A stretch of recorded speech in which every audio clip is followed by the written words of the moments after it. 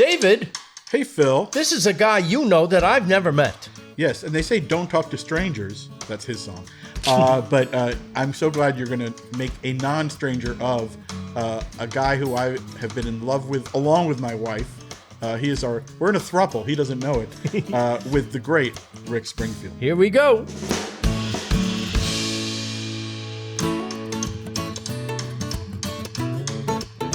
Let's spill the beans, chew the fat, food for thought, jokes on tap. Talking with our mouths full, having fun.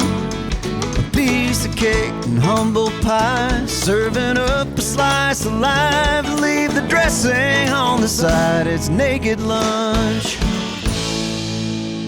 Clothing optional. Touchdown, turn around, flag on the play. It's always something. You know it is, it's always something. Rick, first of all, we have to say a belated apology because in the entire history of our podcast, we're now like 150 episodes in. You're the only person we ever had to cancel on because the day before we were supposed to talk to you, Kevin Bacon was our guest. And I'm not going to say he gave me COVID, but someone did that. And that's the only time I was ever knocked out. So rather than kill Rick Springfield, we canceled on you, and we're so happy to finally have you on our podcast. I'm glad you canceled. No one wants to get sick. You're going to wish we canceled today. Did you ever have COVID or did you escape it? Yeah, I had it when it first came out. I was got the first edition. You're a pioneer. Right, when it had that new COVID smell. This, I don't know if you've ever met, I don't think you have, Phil Rosenthal, and I don't know if he created Everybody Loves Raymond. He has his show, Somebody Feed Phil, and yet he's never gotten to meet you, where I have bothered you for years. I'm very glad that you did. Hi, Phil. How are you? It's very nice to meet you, sir. I'm a fan. I'm guessing is this a home studio? Yeah, this is my studio. That's beautiful. Can you turn your camera a little to give us a little tour?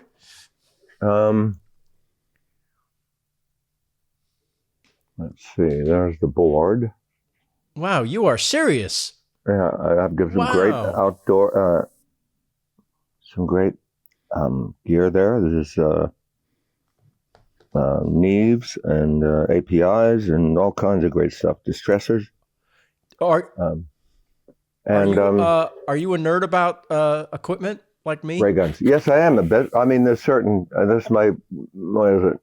That's my submarine from 20,000 Leagues, and that's a 64 Casino and a 59 Strat. Whoa. And what else? Oh, I got lots of guns here, but they're all fake. They all shoot caps. Well, and Rick, is it fair to say that a lot of you have just put out what I call the second coming of Rick Springfield? It's like Big Hits, Greatest Hits Part 2, and it is an amazing collection. And for me, it's my favorite stuff because I was in college and high school when I became an original fanboy, but I met my wife in the 90s. And when we met, I think I've told you the story, but I'll tell everyone else this story, which is the first day I met her, I asked her out and she goes, I can't, I have a business thing. Days later, she confessed that the business thing was going to see Rick Springfield's tour rehearsal at, I think, a place called Pelican's Retreat. And oh my God. The irony of all this is my wife doesn't, and we've done whole episodes. We did an episode where we revealed how the McCartneys forced us to get married. She didn't like music with one exception. She loves Rick Springfield. And I had to then confess to her that I'm a bigger Rick Springfield fan than hers. So the absolute truth is we had nothing in common other than we're a family that has, this is our Rick Springfield pillow that we put behind our heads when we are in deep contemplation. And we're still married 30 years later.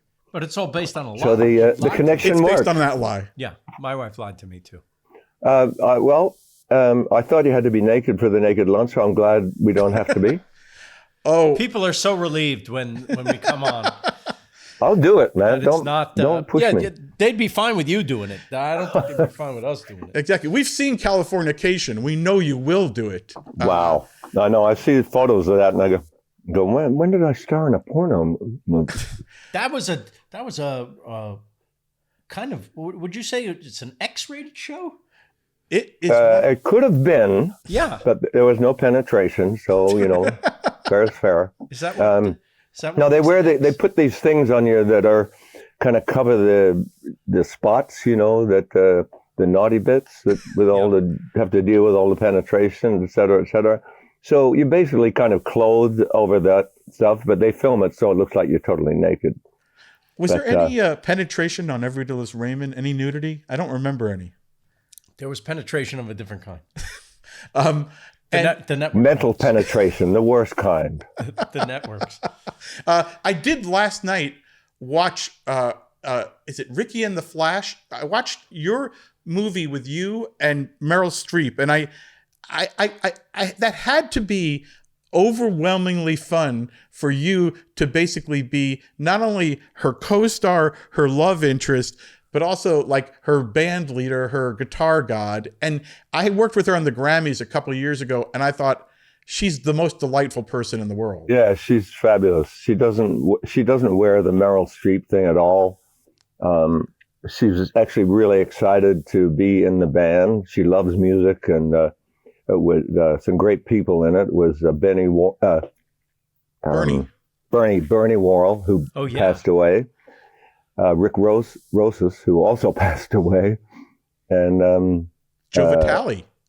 Yeah, Joe Vitale, who is rocking and still a monster, and Meryl and me, and it was, and we'd play, between shoots. Obviously, you don't shoot all the time. You do a scene, and then they rework it and talk, and we'd play Like You Really Got Me and all these songs, and she loved it. She'd go, play another one.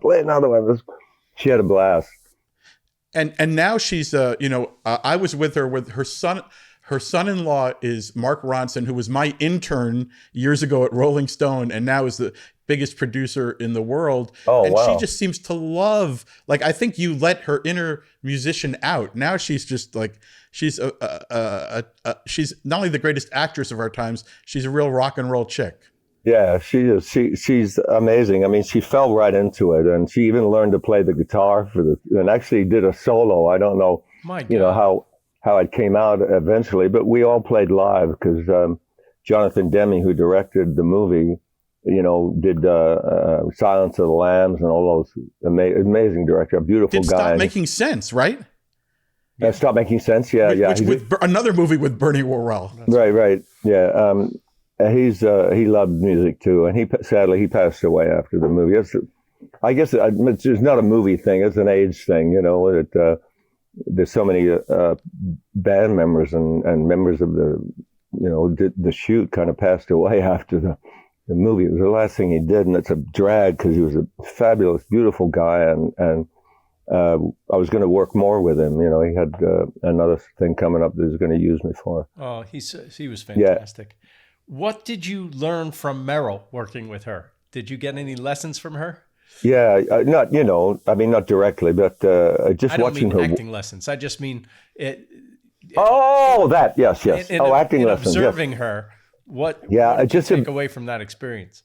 Yeah, just observing her be so free.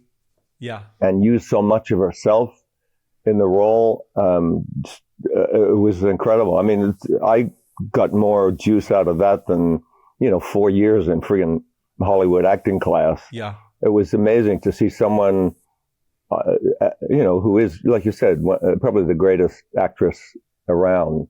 And she was just, still trying to push and do better. And she'd have conversations with Jonathan in between, and he'd say, suggest stuff. And it was just wild to see her still be that creative soul, really reaching for things, even at this point. I mean, it was really great. Such a positive attitude, right? Such a coming there to, it's not work to her, it's play. No, it is, and it is. When I go out on tour, I say I'm going out to play. I don't say I'm going out to work. Yeah. Well, another movie that, as your lifelong fan, is very important to me is Sound City, which Dave Grohl's documentary, which I think you've seen. Yeah. But as a fan of yours forever, the thing that I absolutely loved about it is, I'm not saying music is a competitive sport. I don't, even though I write a lot of award shows, I don't think of music that way. But really, in that movie, you kind of win the Sound City game, because it's all these great artists. And I mean, some of my favorite artists of all time, McCartney, who helped me get married, Stevie Nicks, who I've worked with tons. But you came in, and the track you did with like the Foo Fighters, it's the best thing on the record. And when I went to see the live version of it, you rocked it. And I just thought, was it satisfying for you to, that's like, there was a real studio that you, a real musician, went to all those years ago, and you come back and it was, you get to really show who you are, because there always will be, and I get tired. I listen to 80 of your podcasts you've done over the years, and people who bring the idea that, any hint of actor who sings is always so silly to me, because I know you're a kid. I know that guitar is really what transported you from Australia to here and around the world. Yeah, it's true. I've been playing guitar since I was 13. And since your bar mitzvah, right? You got it as a bar mitzvah gift, I believe. I possibly. I have to go back and check on that one, but yeah, I think it was. Was Sound City very meaningful for you? The documentary or the studio? The documentary. Oh yeah, it was great. It was, I was kind of walking into their territory, because it's always a little intimidating walking into someone's territory when they're all friends, and you don't know what the reaction is going to be. And they were great.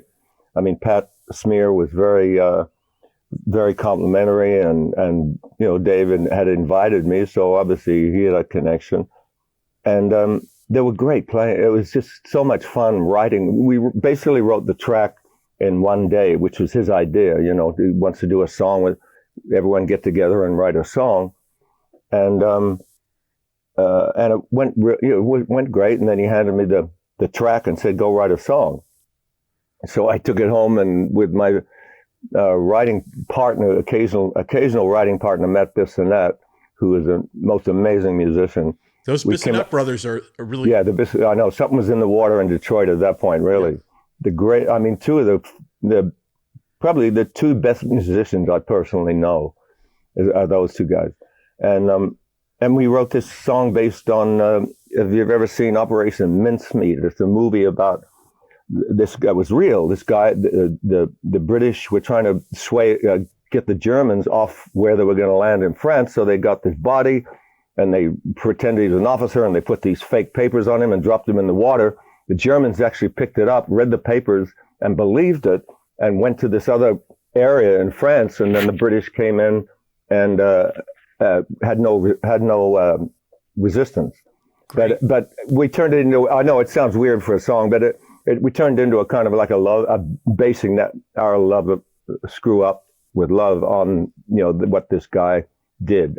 You have to hear the song, basically. Well, we're going to play the song. Sorry, I tried to explain it. The Man That Never Was is just, it's a fantastic song. You break my heart just because sometimes you make me feel like just like the man that never was. And I thought about, when I was listening to it today on the way over here, I was thinking about, I go back, I've worked with Dave Grohl a lot.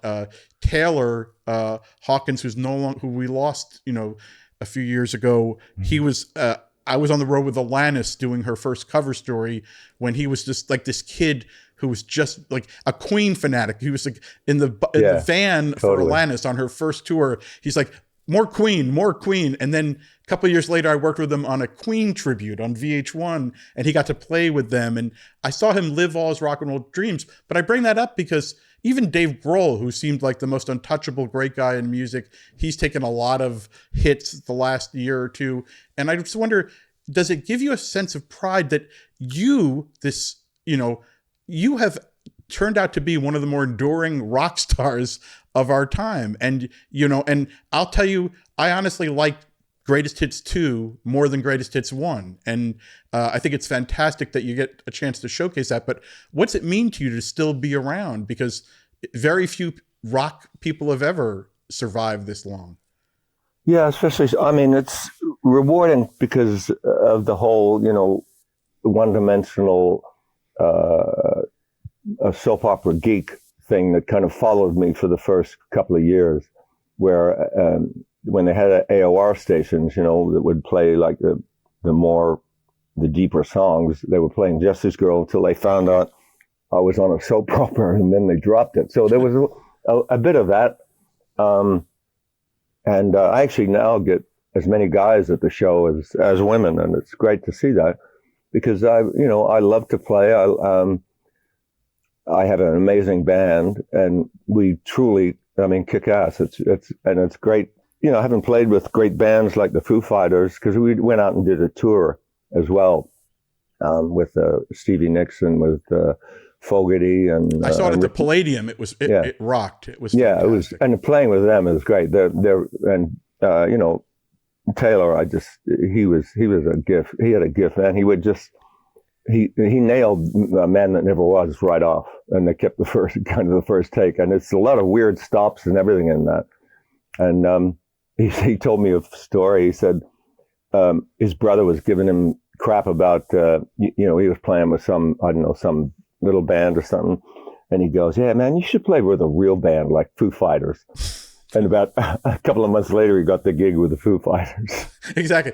You didn't think the Foo Fighters would necessarily need a drummer, but yeah, right. It turned out once he heard Taylor, Dave almost was like, "You do it." Yeah. No, Dave's a great drummer. I actually think he's one of the coolest drummers. I mean, the songs for the deaf, the Queens of Stone Age album, I think is incredible. The drumming on that is freaking amazing. It's like another lead instrument almost.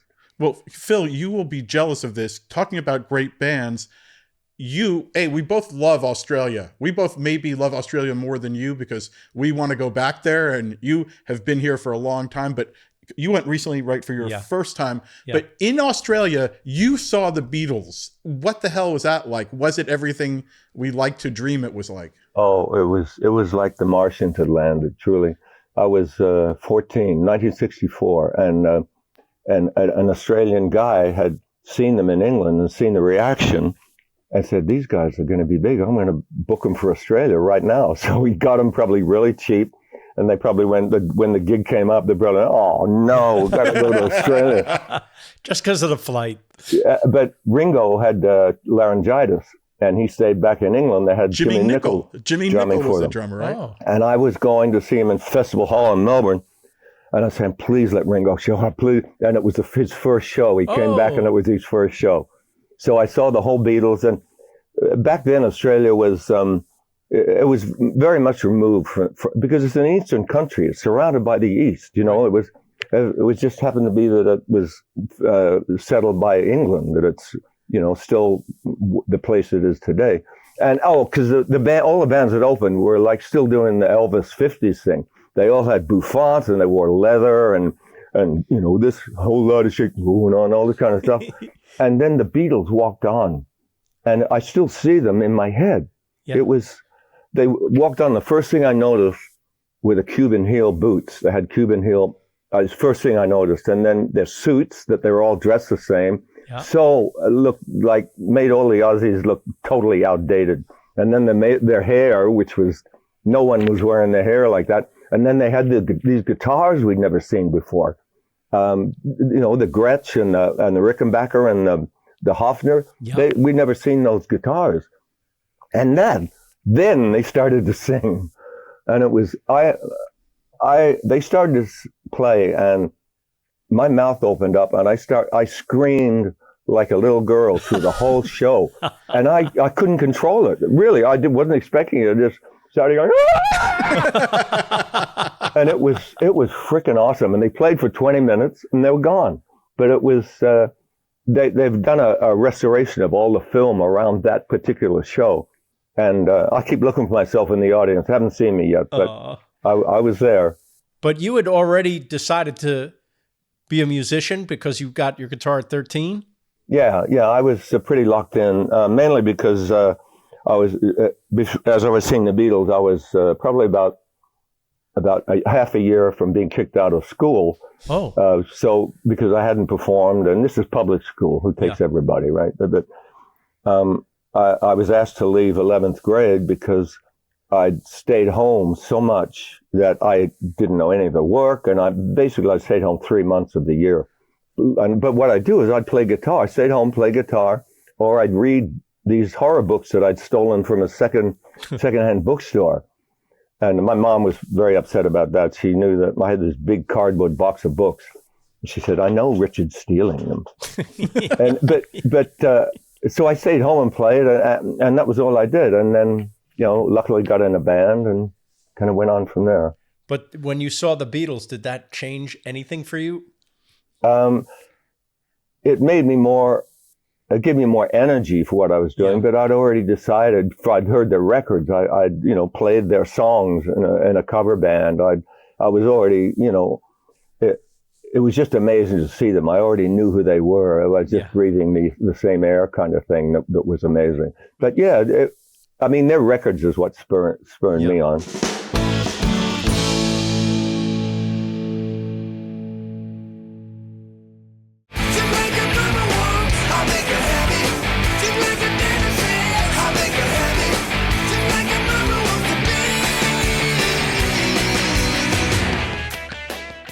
You talk about how, they showed up the bands in Australia, but I will say, having recently, it's 2 years ago, going to Australia for the first time, one thing Phil always promotes the advantages of travel, like on his show. And what I find is I make a playlist of I made 100, I added to my phone 100 great Australian rock songs. And then I did it with Japan recently. Yeah. And so now they're in my rotation. For years, it's just been Rick Springfield, on my phone. The only Aussie, the lonely Aussie. But I have to tell you, having the Easy Beats and Flash in the Pan. Dude, well done. And Jimmy Barnes, some of his great stuff. And now all these Japanese acts, it does open up a new world of music to you. There's Easy Beats so much great stuff. The Easy Beats were definitely the Aussie Beatles. They changed everything. Suddenly, it was possible for a great band to come from Australia. Whereas before, they'd pay big money for Roy Orbison to come out. And I saw Roy Orbison about 10 times because he was always on every show of all the English bands that I wanted to see. And but they'd pay America a lot of money. But when I was in Zoot, we had about 4 or 5 hits at the time, and the band was making $65 for a set. So it was pretty meager. But the Easy Beats started changing that, and then a band came along called Daddy Cool that really said, we're not taking that shit anymore. You're going to pay us what we're worth. But there's so many amazing bands. There's Ice House.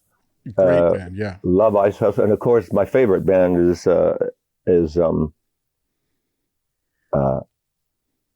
what's their name? Church. Oh, the Church. Church. Yeah, you did a version of Under the Milky Way, yeah. Under the Milky Way Tonight, which I loved. Under the Milky Way tonight.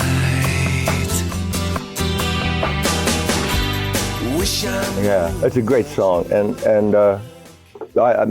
probably my biggest playlist on my iPhone is probably the Church, because I just love them. I've loved them since the 80s when they first came out.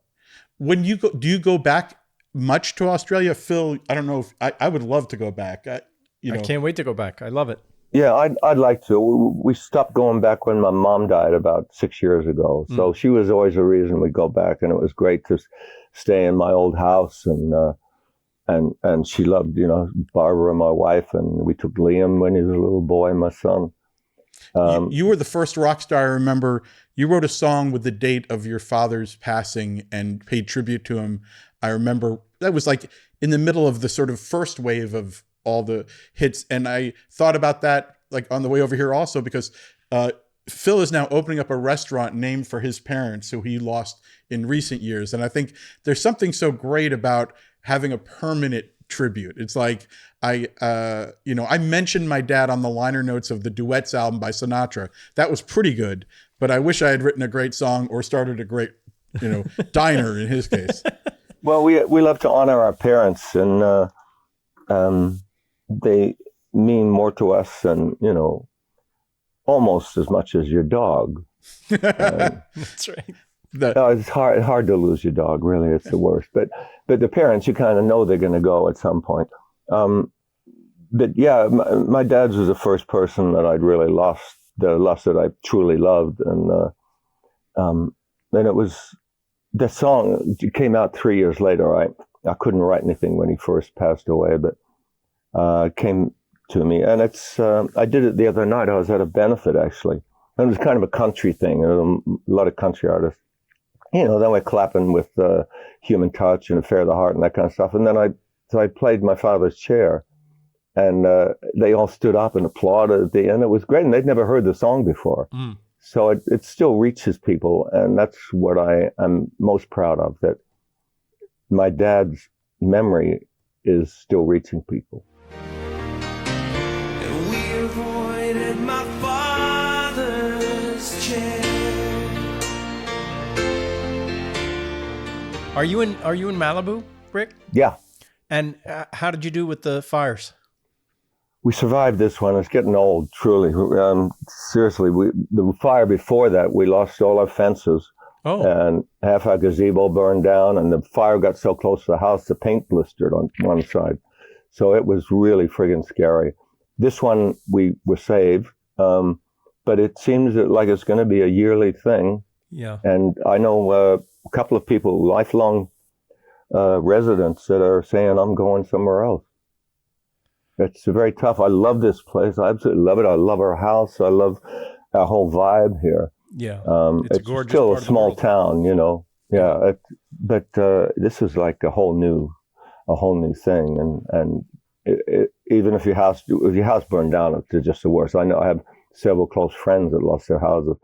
Yeah, me too. And it's the worst, but you're still impacted, even if you didn't lose your house. It's a life-changing thing. Now they're going to have to rebuild PCH, and that's their only road in, other than going all around, That's right. The back route. That's right. And it's going to be years. They're going to clean up, then they're going to rebuild.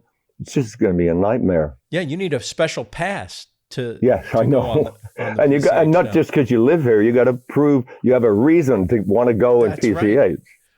So yeah, it's really friggin' annoying and horrible and devastating, and people died and whole communities have been lost. Yeah, it's Just sucks. awful. But It's gonna be years. years. What we get here is great weather and a great lifestyle, and it's a small town still. Yeah. There are a couple of dicks here, but that's what money will do sometimes. Is that true of your world travels? Have you found the place there are no dicks? There's always a dick somewhere. There's always a dick somewhere. Yeah, I mean, I've been in a homeowners thing, where it's a small enclave and you're all on the same friggin' side, right? And yet there'll be some asshole standing up and making an issue because it's important to him, This and is the just same blowing. world So over. that's why there will never be a brotherhood of man. If a friggin' house, But if you can't get, most people are nice. yeah, Most. but there's always a dick. a dick. They're always there. Let me ask you a question about a group of people that I find very nice, and I think I've seen at least 30 to 50 of your concerts with my wife. So since we've been together, your audience, and I will say I think when I started going, I might have been maybe 1/3 men, 1/4 men, and I was buying more merch than any other men. I was being very out and proud. Thank you. But now, by the time I think during the pandemic, my wife went out twice, put on a mask to go to a concert. One was yours at it's like a civic center down near the South Bay, and it was great. One was Harry Styles, and I'm like, oh, I see. She only will put on a mask if she's turned on by the artist. But in that show, it was like, yeah, it was couples. It was tons. There was a lot of men's. There were a couple like people for whom you were a guitar hero. And I wonder, like a lot of the artists I've known over the years, like Aerosmith and Bruce Springsteen, have talked about hating when it was all men. But you've never had to worry about all men. But you like seeing the dudes out there now. Yeah, no, I love it. I tell a story about, when they were 13 and their balls hadn't dropped, that they were, a little afraid to come in because of all the girls, but the smart ones came in because that's where the hot girls were. But now, there's, there was a lot of resentment because of the whole General Hospital thing from guys, the ones that weren't in college and and would leave class to go see General Hospital. But and I like I said, I came up very much with a one-dimensional. They thought I was an actor that got a song that someone wrote and went in the studio and happened to sing on key for 3 minutes, and that's a lot of people's view. That was a lot of people's view of me. So the fact that I'm still around and still have something to write about and something to say is really that's probably the thing I'm proudest of. How did the acting come about? Is this something you pursued, or did they find you? No, my brother was an actor in Australia when we were still living there with our parents, and he was really good too. So a bit of me went, I could probably do that. My big brother does.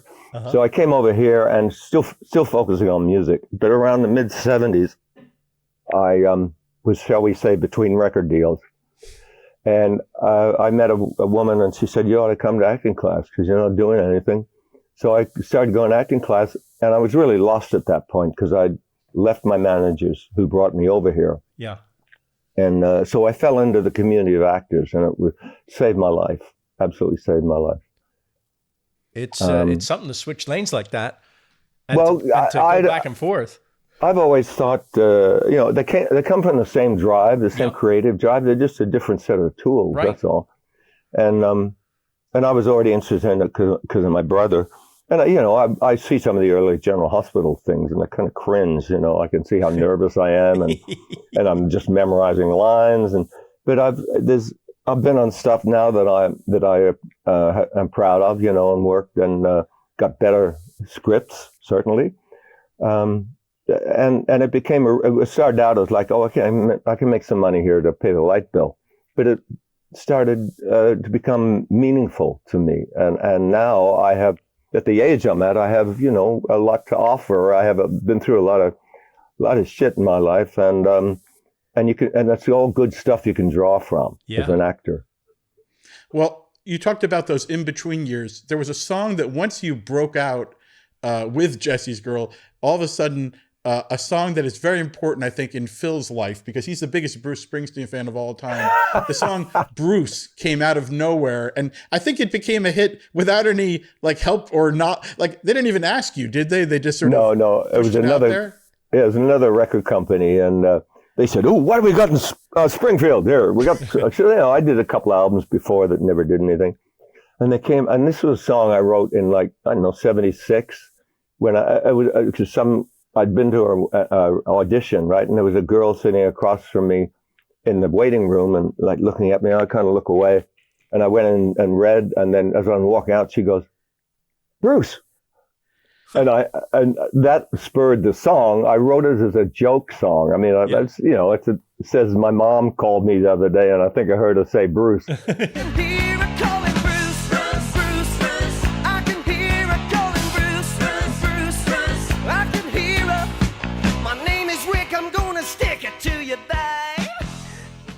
Absolutely a joke song, but I guess because of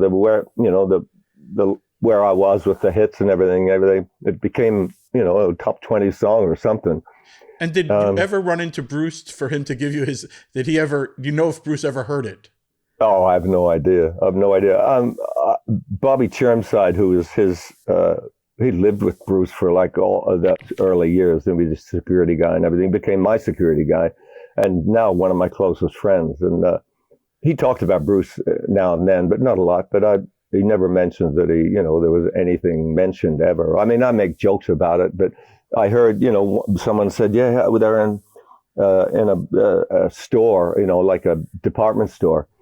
And Bruce Springsteen was there, but he was behind him and he was buying something. And the cashier looked at his card and then went on the phone. He said, I have Rick Springfield here, and I'd like to. So it happens, both ways. But I still get people saying, "Oh, Mr. Springsteen, I loved you on General Hospital." So they got the person, they just get the name. They get the name, a little mixed up. I get that too all the time now.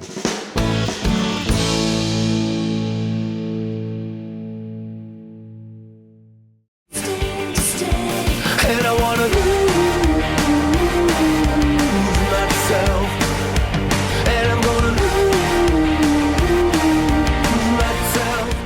One of the amazing things about your story is you've been very open about dealing with depression. And I think that's great because, I mean, that was, you were kind of open about it before it was that hip to be open about mental health.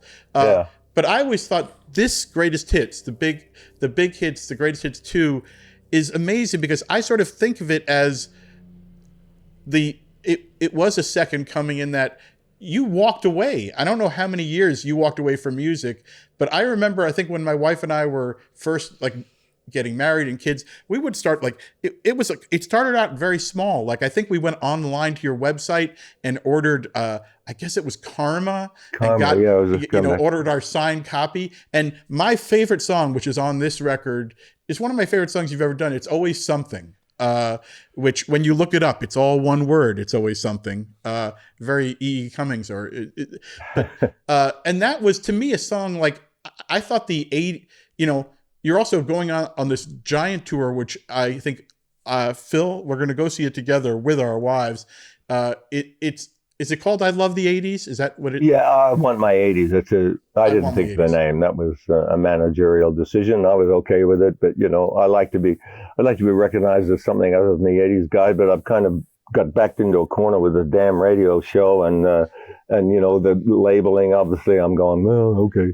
Well, I'll tell you what I love about this record is I do not love the 80s. I've always we both are in like that CNN series, the 60s, 70s, 80s, 90s.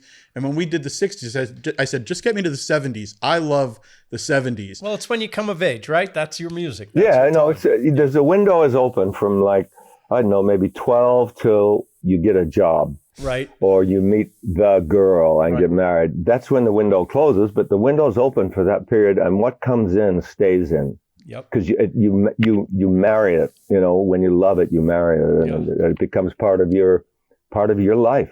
Yep. I have those myself. Cliff Richard and the Shadows, an English group that I lived in England as a kid, and that's when I discovered music, and that I still put on. They're schmaltzy kind of "I love you" kind of songs, but they're deep to me. And that's what you're listening to in the car. Yeah, I am so happy you covered, I think it's Miss You Nights on one of your cover records. I love that song. And like Cliff Richard, in America, those who know who he is he doesn't get the respect he deserves. He was England's sort of Poppy or Elvis. And he had great songs. Like in the 70s, I love that stuff. Yeah, amazing. And he was the first, he was their first Elvis, but he was a kind of gentler Elvis, that the moms could like. And that comes from England's vaudeville. They were still hooked into vaudeville, and you please everybody. But his voice is incredible, and he's had great songs, and it's hard for me to speak objectively because he came in at 14 and it was all over. Like Cliff was the god. But I met him a couple of times, and he's a really lovely guy and very unassuming. But he's in Europe and England and Australia. He's still huge. He's like, a perennial artist that just can go out anytime and sell out places. It's incredible. When you came from Australia to here, were you treated as something exotic? Yeah, a bit. They didn't, Australia wasn't on the world map at that time. And I would get stuff like, oh, you came from Australia. How long did it take you to learn English? Your English is very good. I'd say, fuck you, mate. It was weird. It was definitely different. And I had my old accent, and I used to talk kind of like Nigel, actually. I used to sound a lot like Nigel Tufnell. And and it was good for girls, oh, I love your accent. Oh, really? But yeah, it was, I was definitely an outlier, Well, you could fool me. There's no trace of accent when you speak. Yeah, well, I went to a voice coach. Honestly, when I started acting, I knew I wasn't going to be up for many Australian parts, and the English parts, I did like 2 of them. Yeah, I can cop the English language because I was over there, when I was a kid. Right. But I knew most of them would be for American, and I didn't want to have to think about the accent while I'm trying to get into the part. So I went to a voice coach and I learned it, and I lived amongst Americans, and it became a natural thing. Yeah. And the weirdest thing was my mom, the last time I spoke to her, I went, "Bye, Mom, love you." Oh. And then the next call, I said, "Hey, Mom, what's going on?" Yeah. She said nothing. Because the mom knows. She knows it's you anyway. Oh, yeah. What happened to your voice, Richard? You mentioned voice coaches. This tour that you're leading, and it's, I know I will be going for you, but I will say you're touring this summer with some of my favorite voices. And again, I don't love the 80s, and I'll tell you, John Waite, from the Babies, everyone knows Missing You. His solo work, like yours, continues to do great work. Yeah. A great singer, I saw him open for you once at the, I think, Universal Amphitheater, and a great live act. So people should go make sure they're there for John Waite. Paul Young, who I've loved since he outsang Daryl Hall, which is impossible to do on Every Time You Go Away. Yeah. And you have John Cafferty, who I've never seen, but I kind of am enough of an Eddie and the Cruisers fanatic that I cannot wait. That's a hell of a lineup. They're all great guys too. I haven't met Wang Chung yet, but I actually, my favorite album of theirs, I was a fan in the 80s. My favorite album is their first album that never made it in the UK or the US. It's just called Wang Chung, and it's spelt the Chinese way, Huang Chung. And they said no. They came over here. They said, "No, man, you got to change that." They wanted to understand how to say it. I looked at Huang, but it's a great album. It's like my favorite album of theirs. But I love Chung, but I hate Wang. Yeah. John Waite is a good friend, and I've known him for a number of years. And, he's a real rocker. I mean, he can be a little squirrely at times, but when you get to know him, he's got just a big heart, and he's one of my top 5 voices, really, rock voices, along with Paul Rodgers and Steve Marriott and, Bon Scott. I think he's got such a unique tone that you're either born with or you're not. And I'm very envious of his awesome tone. So, Paul Young, a lovely older English gentleman. Yeah, Paul is a real gentleman, a lovely guy. And John is too. John Cafferty is really, really a nice guy. So it's great to tour with good people, and, well, you do a lot of touring with Richard Marx, who I know, and who is people's personalities are never what you think. Like, Richard Marx is a great wise ass, really, really funny. A real dick. Yes, a real dick, in the best possible way. Yeah. No, he's got a very sharp sense of humor, and we've known each other since, 80s and mid 80s. And we have very similar senses of humor. It's very disrespectful, I guess you'd say. We're not afraid to say, call a crap. So, but we have a great camaraderie. We used to do it so Richard would play, and then I'd come on and play, and then we do a song together at the end. And I said, dude, we're wasting what is the most fun for us, and will be for the audience, is our camaraderie and making jokes. And so we suggested we do it together. And it's been great. I mean, it's everybody loves it. It's a really very, very different show to my show. It's just acoustic guitars and us, bullshitting, basically.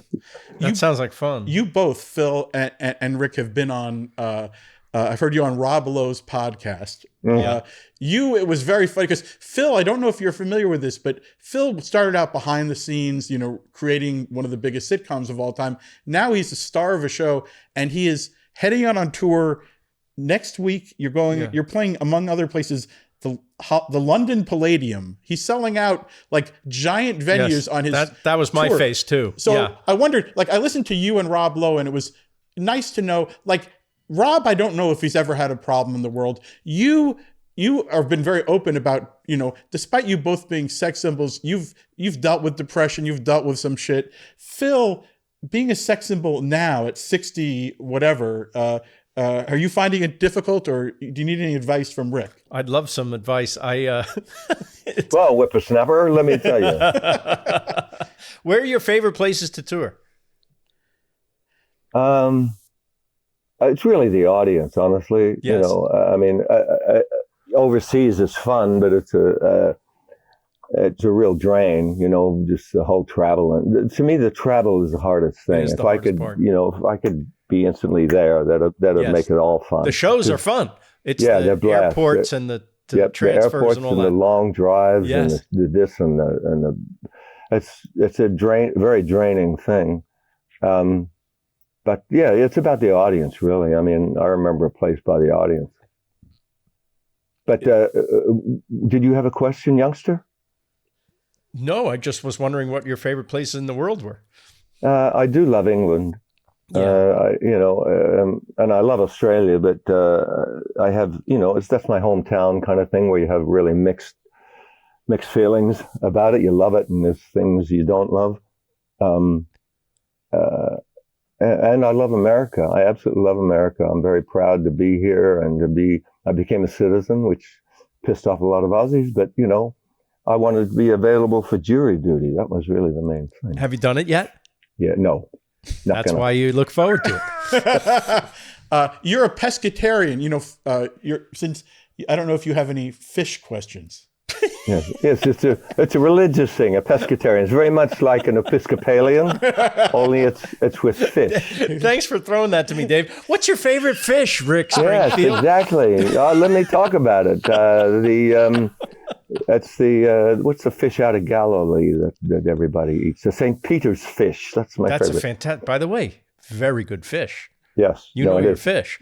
That's do. very good.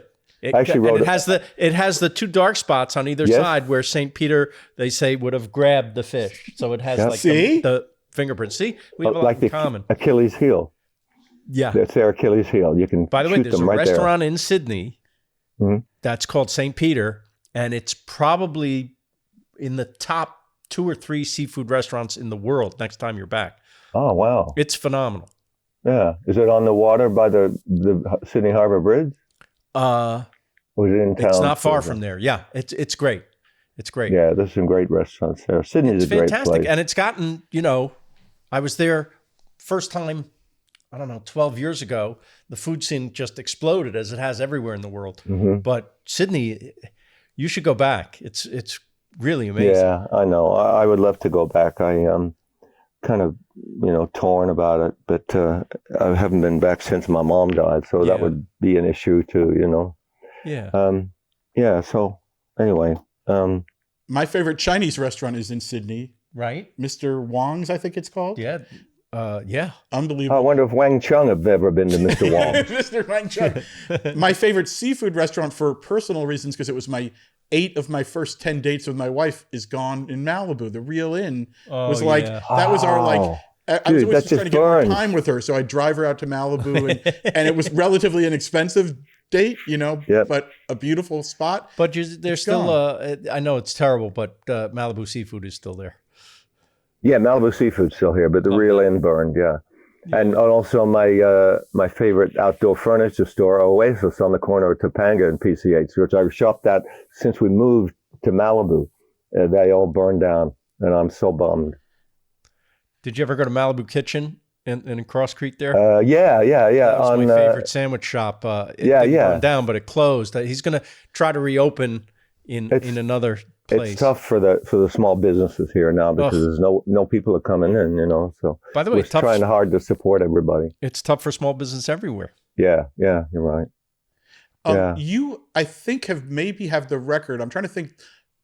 I have been married 30 years. You've been married 35? You beat him, right? Are you 41, I think. Oh, 41 boy. or 42. Wow. Yeah. Well, I know I'm surprised that people are surprised, but they always go, "Wow!" And in this business, But like 42, you know what anniversary that is? That's the It's Enough Already anniversary. I don't know. My wife and I have been getting on better than ever lately. So I don't know. Whatever we're taking, we're going to stay on. Oh, it. it's good to know it can come back around. Yes, it does.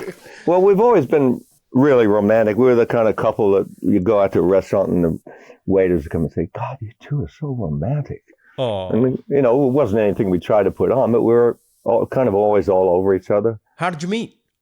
We met at Sound City, actually. She was from the Midwest, and she made her mom move to California when her mom got divorced, and she was determined to get out of the Midwest and come to California. And she met an English woman named Jemima at a party, and loved her. She loved all the whole English scene and everything. And Jemima was the studio manager at Sound City. So eventually she hired Barbara to work the phones. And I was doing an album that was actually the album that she called me Bruce's on. Oh. I was doing that album in Studio A, and I met her then. And she was only 15 at the time, so I waited, pretty, but I'm not going to prison for her. And waited till she was 18, and then I just split up with my girlfriend and called her up for a date. And she was totally surprised because she thought I was completely up myself and, aloof, because I was just insecure, and I'd walk through, I wouldn't look at anybody, but only because I was insecure. And it worked out. That's fantastic. And you have kids? We have 2 boys, yeah, Liam and Joshua. And what do they do? Liam's an actor and a musician, and he's still, going through the motions of all that.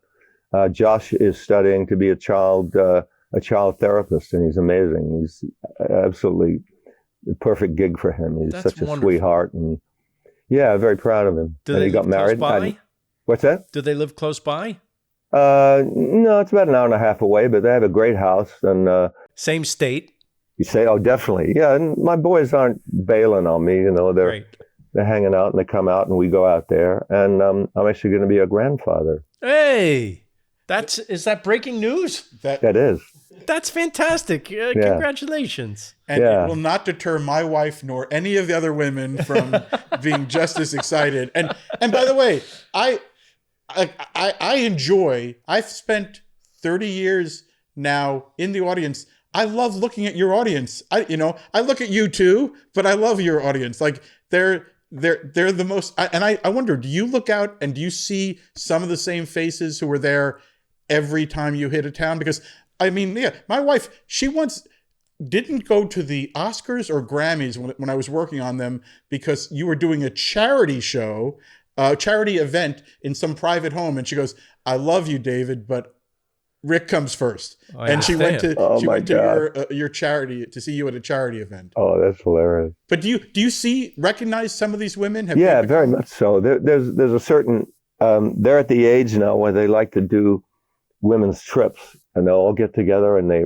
will walk into the lobby of a hotel. They have all food and booze laid out. And it's like a full on thing for them. I'm the kind of excuse to go out and have fun out and leave everything behind at home. And there's a couple of women that were in the Alive and Kicking video, which is the first live video I ever did.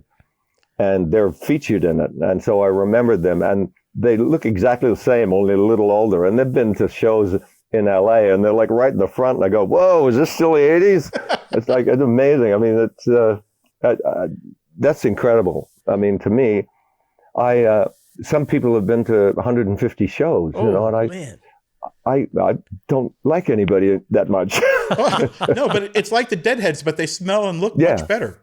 Yeah, it's an event for them, and that's great. I love that. Well, let me say, since 1999, when you sort of the on the big hits, that era that you document, there's never not been a song I absolutely love on a record. You've kept putting out new music despite the record industry collapsing around you. Like whatever label that comes out, and you always do good work. And absolutely go see this live this summer, because I have not seen you not give 100%. And I know you've had better and worse times, but you always put on the greatest live show. I'm always like the guy squealing when you grab the roses and do your Pete Townsend with flowers routine. Yeah, I don't know. Do you always do that, or it just happens to be every time I go see you? No, I started as just an accident. I was up front playing, a solo, and this woman was trying to push these roses in my hand, and the thorns kept sticking in my hand. I'm saying, "Stop! I'm playing." And I eventually grabbed them because she wouldn't stop, and I banged them against the guitar like this, and everyone went, "Yeah!" And then they started bringing roses, and there was one point where there was must have been, $300, $400, $500 worth of roses on either side of the stage, and I just go across, and it's pretty funny. There's always someone in the audience who brings them up. It's great. And there's a song on the collection, Who Killed Rock and Roll? And I want to thank you, because you, at this point, enough of our rock and roll heroes are dying off. Like I having worked on the In Memoriam for the Grammys and all that, I'm well aware of everyone who goes. And you are one of the people keeping it very much alive and have been doing so with great passion. And I thank you. Well, I'd like to stay alive for a few more years and keep doing it. That's really the goal, isn't it? No. And I want to say also condolences belatedly on someone who I haven't talked to since he passed. I loved him, a guy who worked with you, who always made it so great to like get back to say hello to you and all that. Mattie. Mattie was just, again, one of those rock and roll heroes. Like I always think like the tour managers, the road managers. We actually, on the Grammys a couple years ago, I got to take Billie Eilish's road manager and have her introduce. And I thought Mattie was one of those great characters. I wish the whole world could have known him. Yeah, he was a very special guy. And the longer he's gone, the more I realize how kind of irreplaceable he is. He did so much. Plus, he was a good guy, and we'd hang out. We even played friggin' Monopoly together. It was so that's a sign of real friendship. If you can sit through a board game or a dice game with somebody, you got to like him a lot of downtime. But yeah, he was a fabulous guy, and I was actually in this studio here that he came in and told me that he had pancreatic cancer. Ugh. And we were all very positive for it. I went to Germany in a special clinic, and but it's a bad one, pancreatic, and unfortunately we lost him about a year ago.